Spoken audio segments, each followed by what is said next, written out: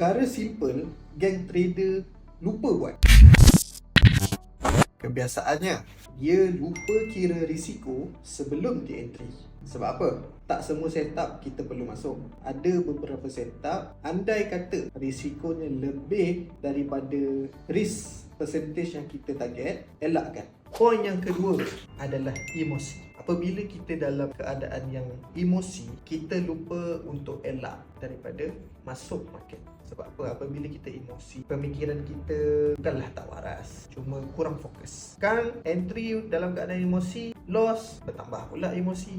So, elakkan. Poin yang ketiga adalah trader ni tak mengambil kira margin yang dia ada, margin selamat. Sebab apa? Untuk FCPO ni minimum kita perlu ada RM7,000 untuk overnight. Kadang orang ni terlupa dalam FCPO, kalau dia nak hold lama lebih daripada 1 hari, perlu ada RM7,000.